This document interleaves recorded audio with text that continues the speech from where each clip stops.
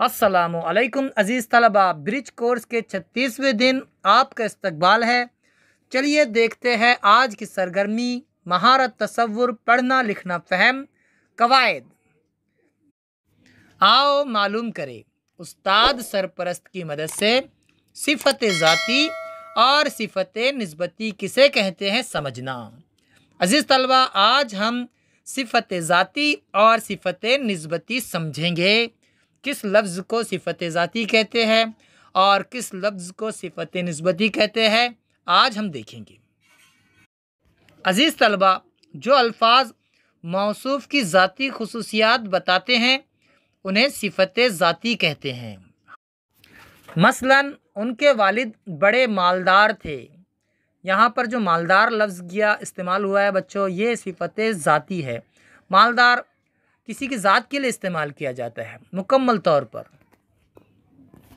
तो यहाँ पर मालदार है सिफ़त ज़ाती। आगे देखिए, इसी तरह किसी चीज़ से निस्बत ज़ाहिर करने वाले अल्फाज सिफ़त निस्बती कहलाते हैं। बच्चों, किसी चीज़ से निस्बत ज़ाहिर करने के लिए सिफ़त निस्बती इस्तेमाल की जाती है। यहाँ पर देखिए हवाई जहाज़, तो यहाँ पर हवाई जो लफ्ज़ है हवाई, वो हवा से बना है, हवा से निस्बत दे रहा है। यहाँ पर जहाज़ कौन सा है? हवाई जहाज़ है। तो हवा ये इसम है, इसम के साथ जब छोटी ये लगाई जाती है इसम के बाद तो सिफ़त निस्बती बनता है। तो यहाँ पर हवाई जहाज़ से सफ़र के लिए कम वक्त लगता है। तो हवाई जहाज़, जहाज़ की सिफ़त बता रहे लेकिन निस्बत दी जा रही है उसको हवा से। हवाई जहाज़, कौन सा जहाज़ है ये? हवाई जहाज़ है। तो जिस इसम के साथ छोटी ये ई लग जाता है वो लफ्ज़ सिफ़त निस्बती बन जाता है। मिसाल के तौर पर हिंदुस्तान, हिंदुस्तान इसम है, हमें इसे सिफ़त निस्बती बनाना है, हमने कर दिया इसे हिंदुस्तानी। यानी किसी शख्स को हम हिंदुस्तान से निस्बत दे रहे हैं कि ये हिंदुस्तानी है, ये पाकिस्तानी है, ये अरबी है। तो ये अल्फाज होते हैं बच्चों सिफ़त निस्बती। चलिए देखते हैं आगे। आओ अहलियत पैदा करें। आओ दर्जा झैल मिसालों में सिफ़त निस्बती और सिफ़त ज़ाती पहचानने की अहलियत पैदा करें। जैसे पहला है, उसे एक चमकदार शय नज़र आई। चमकदार खुद एक मौसूफ़ के लिए इस्तेमाल होती है। चमकदार शय, शय कैसी है? चमकदार है। उसे किसी से निस्बत नहीं दी जा रही बल्कि ख़ुद कहा जा रहा है कि चमकदार वो शय खुद है। तो ये मौसूफ़ के लिए इस्तेमाल हुई, तो ये हुआ सिफ़त ज़ाती, ये ज़ात की सिफ़त बता रहे हैं। दूसरा देखिए, कद्दू का मीठा अंगूरी रंग, यहाँ अंगूर से निस्बत दी जा रही है रंग को, अंगूरी रंग का होता है। कद्दू का मीठा अंगूरी रंग का होता है। तो यहाँ पर अंगूर से निस्बत दी गई, यानी ये जो लफ्ज़ हुआ अंगूरी, ये हुआ सिफ़त निस्बती। तो इस जुमले में सिफ़त निस्बती इस्तेमाल हुआ। हम जवाब लिखेंगे सिफ़त निस्बती। आगे देखिए, आओ मश्क करें।